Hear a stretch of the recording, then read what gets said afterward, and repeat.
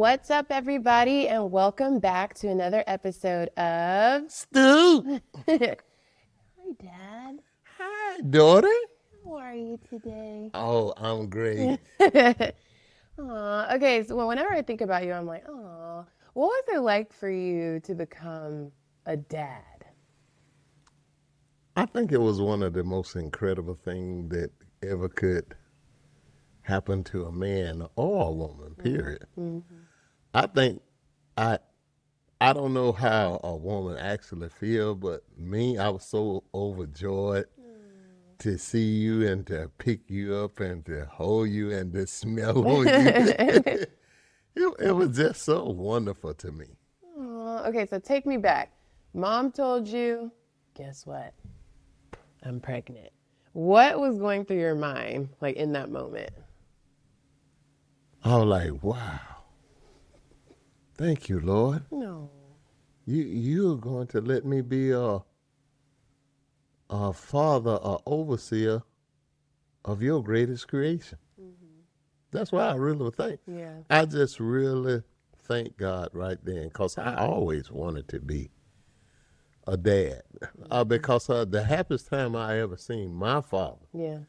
is when we was all together at Christmas or whatever it is, and I mean, he would always bless the food and stuff like that, and he always give thanks for each of his children. Mm.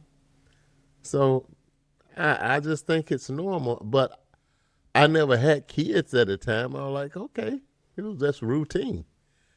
But being able to hold your own child, Mm. it's an indescribable feeling. At any point, did like sheer panic kick in when you found out I was going to be a girl? No, No? no. I was happy regardless. Mm-hmm. Again, because the opportunity God had allowed me. Yeah. I mean, I never had no preference. I just want to have me a boy. I mean, it's okay if I'd have had a boy, but whatever God gave me and feel that I will be best at that, that's what I have received. Yeah. I think you were meant to be a girl, Dad. Like 100%. I think you were like sent to this earth to be not only my dad, but like ultimate girl dad. It's true. I mean, you didn't study for this, there's no book. There isn't no book. Yeah, but you just did it. I think when you do things out of love, Mm-hmm. you're going to do the best you possibly can. Yeah. You don't take nothing for granted. You just can't live this life as though I got tomorrow promised to me. You can't do it. Okay, so mom, she was pregnant. I was growing in her tummy. And then I was like out in the world and you held me. What thoughts were going through your head then when you actually were holding like a human with tiny fingers? And you said I didn't cry. You said I came out looking around. No, yeah. I watch you. You just like you when you come out, your head move back and forth. I was thinking, okay, she wiggling and trying to get out, but no, you were curious. Even the doctor said, "This is a very curious baby you have right there." No one had to spank you to make you cry, Yeah. nothing like that. Because I always say, you really don't have to hit no kid to.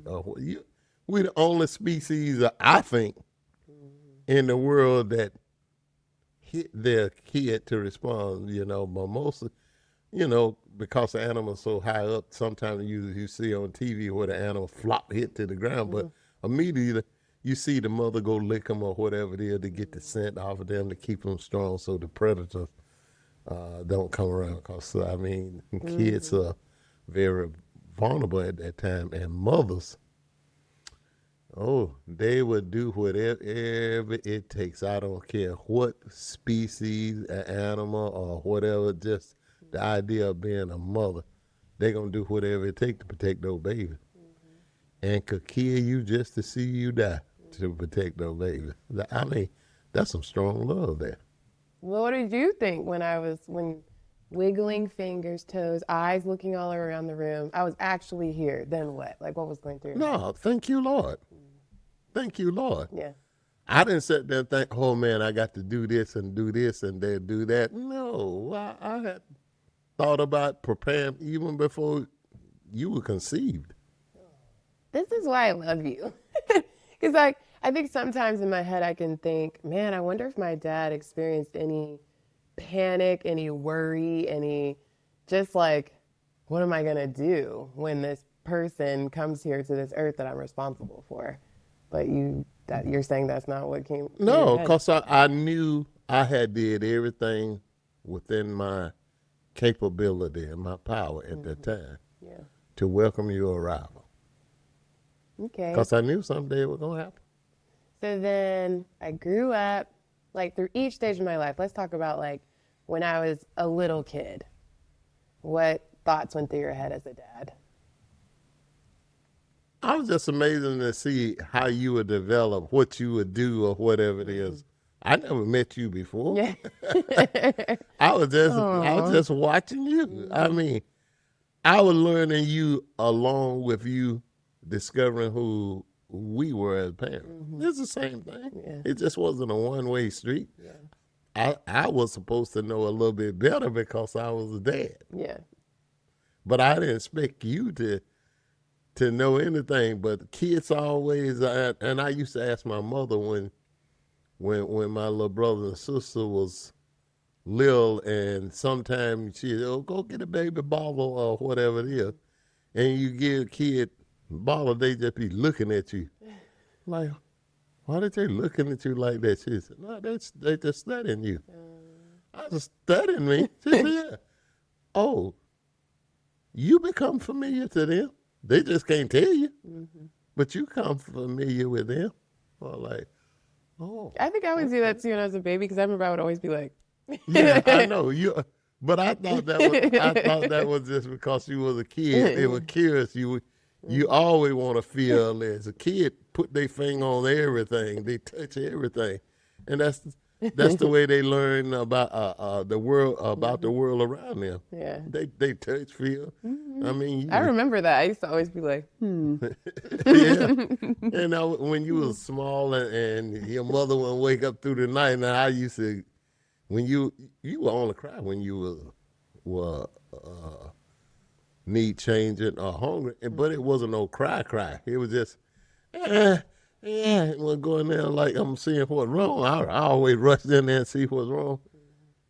You wouldn't having no tear or nothing like that, and I look at you or whatever it is, pick you up.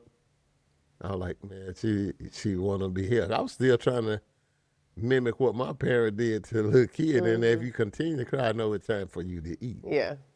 So give you your bottle or whatever it is, you drink it, burp you, and you'll go right back to sleep. I'm like, okay. You fell asleep too. Yes, I did, because I had to get up and go to work the next day.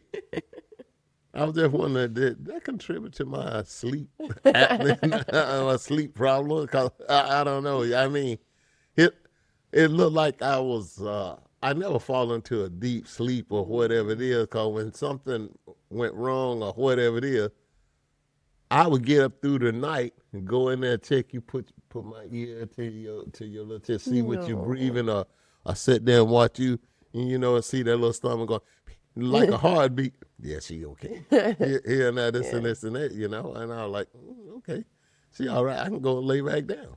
That's really sweet, Dad. But I think every father do that. I wasn't doing anything so special. It was just my way of checking on you. I know. We just don't Wanted to talk make- about it enough that I don't hear these stories all the time. So when I do hear you retell this, I'm like, oh, yeah, it's really sweet. Okay, so then that was when I was little. Those are your thoughts. What about when I turned 9 and got my period? What was going through your head? Oh man, I remember when your mother told me, "Don't tell me that. Don't tell me that. This don't supposed to be. Is she too young for that? Yeah. No, no, no, no. I wanted to stay a little girl. And I my, remember you cried. I remember you thought I didn't see you cry, but you were behind me, and I remember you had tears like coming down, and I was like, because "Oh no." I wasn't ready for Yeah. you to be like that. But I don't know nothing about no woman. Ain't never been a woman. But your mother knew. She said that Yeah. that's normal. Like I don't ever remember my sister and them doing nothing like that when they were 9 or whatever. It, but I wasn't around all the time. My mother took care of my sisters. We were boys. We didn't. The only time I changed my sister's diaper is when she was real little. But soon as she started to walk or whatever it is, we didn't touch that. Yeah. That's just the way it was. Yeah. Aw, so what was going through your head like that I was growing up too fast or No, no, no. Who would mean to say you were growing up too fast? Ain't nothing I could do. Yeah. I said, well, God, I guess you know. But I'm having a hard time with that. You know, I pray to God about everything. That He was my bedrock, my foundation. Yeah. And I was like, I guess you know, God knows best. And that comfort me or whatever it is. Someday that was gonna happen to you. You gonna come into womanhood, but I just didn't want it to happen at 9, 9 or 10 or whatever. Well, I don't 9. know. I was in like the 3rd grade. I don't remember how old you were. But I know you. I thought you were too young. I said I thought stuff happened like that when kids got to be 16. Cause why everybody 16 is imaginary. So that's what was stuck in my head. Yeah. Not that I really knew anything about biology. I wasn't zeroing in on Well, something. it's technically that is very early. Like most people, I think as times change, food changes, food affects our hormones. Hormones change. Kids are starting earlier than they did probably like back in the day. Because it's true, like around 12, 13 is very average. 9, it's actually it's too early. And I think too, well, because your mother gave you that, because she was taking a lot of medicine for her bronchitis during that time, and she didn't want to breastfeed you like that because she didn't want all that medicine going to you. So I remember that Infomel, they gave it to me, and I was like, I wonder what they got in there, because you was a tall kid at an early age. Wasn't nothing but the little legs. And I remember you used to cry because you were the taller one in your class. I've been and this height everybody since else, like 5th grade. It's true. I didn't grow past then. everybody else was short or whatever it is. I'm like, man, I said, Courtney, that's a good thing. Yeah. You're That's like a really good thing. 6'4". I was like, no, please. I said 6 feet. That's a good age for a woman. Oh yeah, yeah. But you're like, no, I'm taller than everybody in my class. I said, don't worry, because you were taller than all the boys. I said, don't worry. I said, you tall now. They gonna catch you and pass you. And what happened? Everybody caught me and passed me. That's right. I'm okay with that though. I'm okay with my height now. I mean, I do wish I was like 5'10", but I'll take 5'9", 5'8.5". I'm okay with it. I thought you already were 5'9", 5'10". No. I look 5'9", 5'10", but I'm like 5'8.5", 5'9".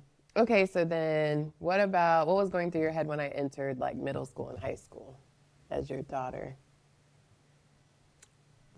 Nothing in particular or whatever it is, but that's why I started telling you about little boys and stuff like that, because I don't think you can start at that age too early. Because, I mean, I don't know what those kids, what going on in their house or whatever it is. Yeah. But I know what was going on in my house, and I had to try to protect you from all that. Do you understand it?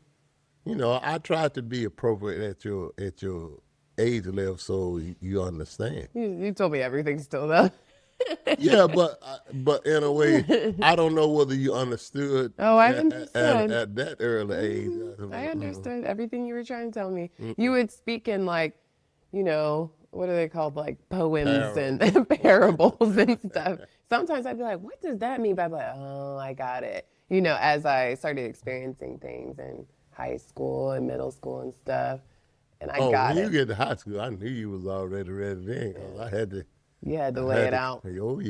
Oh yeah, cause when people start getting to be in seventh grade and stuff like the sixth grade, oh yeah, you better get on your P's and Q's. To tell you the truth, you're a little late. Yeah. Eh, We eh, already knew, because I mean, you could look up whatever you want to on the internet. So I already knew. And it was like the things that you guys didn't say, the internet filled in the gaps. You know what I mean? And And so, that's yeah. not always the best thing, cause the No. internet could be very impersonal. Yeah. And beside that, who put that stuff on there? That could have been a pedophile Yeah. out there loading that stuff up. I don't know. Just because on the internet doesn't mean it's true. That's I'm true. serious, it doesn't. Yeah, I know. And people go, believe everything. No, it's okay to have that knowledge, but verify. Remember, test but verify. You got Test to, and verify. you got to check Well, I remember when I was in high school and I was like, Dad, I want to date when I'm 16. because that's what everybody was talking about, getting What'd you say boyfriends and though stuff when like I that. said that to you? I said there'll be time for that, but not right now. 16 too early. Why 16? Because everybody was saying, well, when I get 16, I can have a boyfriend. You ain't coming to no house of mine having no boyfriend. Do you remember when I was dating somebody and because you said I could, and then you had like such a hard time with it? Remember we rode in your truck? He rode with us to church and we were sitting in the back, and then I put my head on his shoulder and you were You, like, you, you, you were no, 17, wasn't it? no, Dad, I was definitely 16. We had, I think me and Mom convinced you because remember I was like, but you said when I turned 16 I could, and you were like, fine. And then he rode with us to church, and I put my head on his shoulder, and you were not having it. Did I take you back? Yes, you did. I remember. I remember very clearly. Your face. Very, It's okay. very clearly. Why wouldn't a dad though want like his daughter to date that early? Like, why didn't you want that? You know what I mean? Okay, because you know what's on their mind at 16. You women don't think like men. You want somebody to be like your dad to show you love, to hug you. And the guy, he will hug you, but he ain't thinking about no loving you. He thinking about getting in your little panties. That's what he thinking about. And like, we ain't having this. No. We not gonna have nobody hugging and you laying on their shoulder, hugging lead to kissing and kissing lead to something else. Nope. No, you ain't doing that in front of me. That's just like that's just like saying, I can't do that. I don't do this. No. Oh man, I'm crying. But Harrison, I think that the guy. Yeah, that was But his name. he was a good kid, Yeah. but he still was a young man, and I know what goes on in young man body. Yeah. I do know. That is so funny. Oh God. All right, and then let's see. So then high school. All right, and then I'm leaving the house. It's time for me to go off on my own to college. What was going through your head then? Well, I think when I told you, I said, well, hey, we talked about it. I said, Courtney, look, I have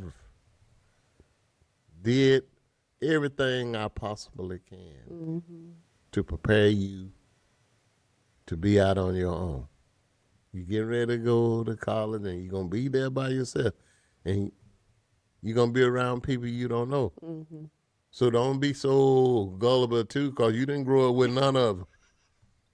They're not going to have your best interests at hand. Yeah, especially the other girls and stuff like that, you know. They can, people have jealousy or whatever it is. You had some nice stuff, and I like that. See that, and there, that and they'll be want to let me borrow that, borrow that, give it to them, and you never get it back, or whatever it is. Yeah. Here and there, this and this and that. And I said, hey, you're not going there to party, you're going there to get an education. I want you to enjoy your college experience because you do this only once. But I'm not going to be over there to watch over you. This is what I expect. We laid it out. Da. That's why I got upset when you wasn't doing well, and I like, what you talking about? Mm-hmm. But see, I didn't take in consideration how big the classroom was, because Mm-hmm. it was different than high school. Yeah. You right, you really right. I mean, yeah, UGA, Mm-hmm. where the classroom is big, just like each classroom like an auditorium. Yeah. And I'm like, how can you live in a learning environment like that anyway? Yeah. And I kind of like, yeah, but I still had to go and tell you. I knew you were a smart kid, very bright.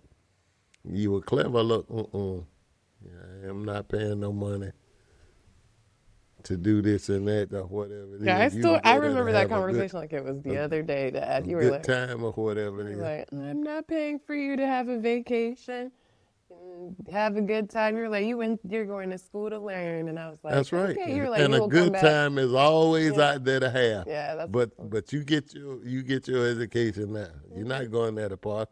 And I remember that guy gave us the in brief and told us if your kid don't make it here, it's because they didn't come to class. I was like, oh man, what a great deal! If you struggling with anything, help is available, free of charge. Yeah. I said, man, you can't ask for nothing better. Mm-hmm. You don't have to pay nobody or whatever it is. All you had to do is ask, I'm struggling with this. They got tutors that is ready to help you right away. I was like, you come home here back to me like that. I said, you know what happens when people don't do well? They But get nothing. you gave a pep talk, and I mean, I figured it out. Eventually, I figured it out. I Oh, think of I course. appreciated the talk too, because it brought me back to like, Yeah. do I really want to go back home? Because this is my way to really explore what I want to do. No, And if I you go didn't want. back and if I go back home, I'm not gonna be able to do that. So then I was Not on like, my all right. dime anyway. Not on my dime. Well, I knew that too. I knew you It, were gonna be it, like, it, no. it would sorely disappoint me. But I try to be a man of my word. I love you, but there's no free rides in life. No, no, no, no, no, no, no, I no, no, no, remember. no. I said you can just go back to the commissary and bag grocery and hope somebody give you a 20. It won't be like me as a tip. Oh man, you did. You used to come to. I remember that was my job in high school, and you would come to the commissary. You were like, "See, you're out here working hard, Stoop. I'm proud of you." You'd buy one thing and give me $20. I was like, "Oh, thanks, Dad." Now I'd bag And it up. all the other kids, every time I come in there, they wanted Uh-huh. me, bag for me. I'm thinking, I know what this is. Yeah, they were like, I'm "Let me like, get Mr. Jackson." I get them $5. I'm like, you don't get no 20. Y'all don't understand. But I know they was in school too, but nobody got under $5 or something like that. You were as always nice, Dad, to everybody. You say this when you're like, but my dad has like the softest heart ever. Okay, so after college, then I graduated and I got married. What was going through your head then when it's time to like give me away, basically, as your daughter? Whoever put that phrase in that "give me away," that's by one of the dumbest thing I ever heard in my life. I'm Mm, gonna give something that's most important in my life away. mm, No, be happy that I'm letting you become the caretaker now. That's what it is. I'm not giving you away yeah. because you know you can always come home. You can't, but your husband won't wait. Especially if he's sorry. No, he ain't coming to my house. He'll never be a true line pride if somebody always Mm, taking care. He'll remain or grow up to be a sorry kid. mm. He will, a little sorry mangy kid, because he lazy. He won't even take the time to clean his own fur. All he want to do is wait till the line and go kill something. He is running. Nah, we better than that as men. Okay, and then now I'm an adult, right? What goes through your head on a day to day when you think about Just me, I guess, as your daughter. I always think about that little girl, that Oh, time. yeah. Even though I know you're a woman or whatever it is, the love is still there. Yeah. But the things that we used to do together as father and daughter, I mean, we can't go to carnival no more anymore. I mean, you grown up. We still can go to Yeah, but Disneyland. you Oh, do okay. grown up stuff. What Yeah, I'm yeah, yeah. saying is, It's you just the know, times are different now. Yeah. yes, it's not that when some out we going on a vacation somewhere now, but now you got your own life now, Yeah. and I'm not gonna Courtney, you as a kid you got a free ride for everything. That's my job. Yeah. When you become adult, all of that time I have been teaching you is for you to stand on your own, because someday you're going to have kids. And I hope that the example that I'm setting before you, you will be even better with your own family. For sure. Yeah. What do you feel like for all the dads out there, what's their hope overall? Like they have a son or a daughter, what's their hope overall I think for their kids? every parent, whether he's male or female, you hope that your kid attract a very good mate, one that will love them truly and take care of them. And, and somebody that will actually is not in for it for a selfish reason. Yeah. Because if you look around a lot of marriages, or what they call marriage, is really selfish. Selfishness. I got me a bed partner. I got somebody who may have a little something, something that the kid call, and I don't have to do nothing. I know I'm going to be fat and happy all my life. Mm-mm. It's very seldom you find men, except the one that you've been around that you actually know, that will take care of their family, just like I took care of you. And there's men out there like that. Yeah, absolutely. I know some soldiers out there, like I say, and Yeah. I got some nephews, Yeah. top-notch men. Top-notch men. Yeah. I hope they wife, but I know two of them wife realize what they have. Yeah. They know they have that they got a good man. But see, when you know you got a good man, you got somebody you can work with, not to take advantage of. Yeah. Yeah. Because you should be able to build your household together, and that there's mutual respect. You both working hard or whatever it is, and when you get emotionally down, the other one there to pick you up. When you get physically down, the other one up there to pick you up, so that the scale of life that is always balanced. It's never lopsided one side, and all you want to do is sit on his butt and satisfy his own need. Any woman let that happen, then no, you really don't love yourself. I question what happened down there, a road. What was modeled in front of you when you were small? Yeah. So, I mean, sometimes like I say, some snakes look real good, but he's subtle. He'll bite you, divide you up. You can't trust him. People like that. So what would you, okay, because we're about to, end, what would you tell any dad out there who's about to become a father? Like, what would be the tidbit of information you want to leave with him today? Dads, you don't have to be perfect, but be honest. You can be honest. You don't have to be perfect. You can be honest and really, I mean, when it comes to your family, let your family see exactly who you are. You don't have to let somebody else tell you who your dad are. You're supposed to know better than anyone else. So just be honest and upfront and no hold barred. Yeah. That family should be your safe place. It should be. Yeah.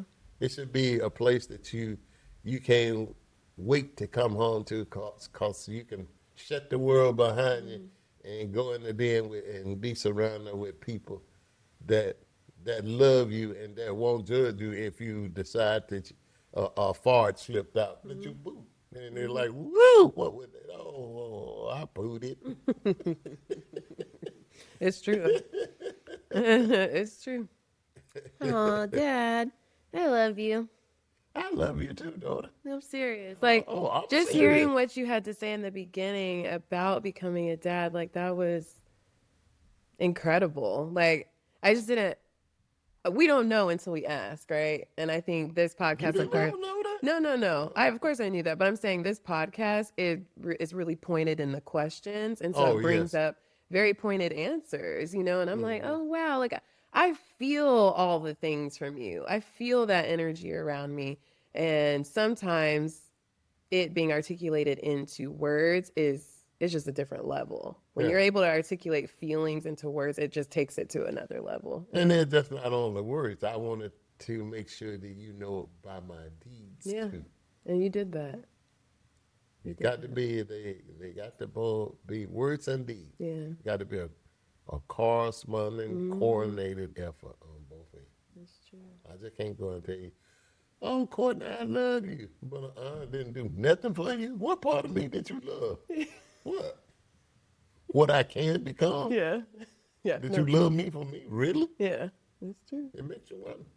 When people say, oh, I love you, and he not doing nothing for you, there your answer is right there. Yeah. No. Yeah, you have to trust And actions and words. Sure. And you got to make sure that a person, if they doing something for you, they're not doing it to control you either. Love always lead the gate open, that you can go and come freely. I'm not forcing you to love me, and I'm not doing it to make sure you love me back. But the thing it is that's not my job to make you love me back. Yeah. My job is to show my love to you. And if I do that right, you're going to come back anyway. That's what Yeah. my dad used to say. Yeah. He come back to you anyway. Yeah. Here's my last thing. I would say this in closing. Anyone, and me and my friend used to talk about this when I was in the Army, Dwight Williams. We used to have some really good talk as men. And he would always say, I don't know where this saying come from, but I think it was one of those saying, well, our grandmother told us or whatever it is. But anyway, the point is, when you had something good, you want more of it. There's no substitute for it. You know what right looked like. You had a dad model that.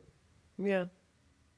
And I know he modeled that in front of his daughter. And the relationship you and I have, I know for a fact him and his daughter got that too. I witnessed that. Yeah. Yeah. And this guy is just, there's some guys out there just good men, responsible men. He's not doing it to just say, I know this and you don't know something else, but he's willing to share with other people, try to tell them. But there are people out there take it the wrong way or they get jealous or figure, who are you? You can't tell me what to do. I'm not trying to tell you what to do. Yeah. But don't get mad at me or jealous of me if I'm doing something and you're not. Yep. Well, I feel like you were the ultimate example of love. And yes, it's true. I want more of that in my life. 100%. Of course. Love you. Love you, Cord. Yeah. All right. Well, until next time. Homies. Peace out, homies. Bye. Bye.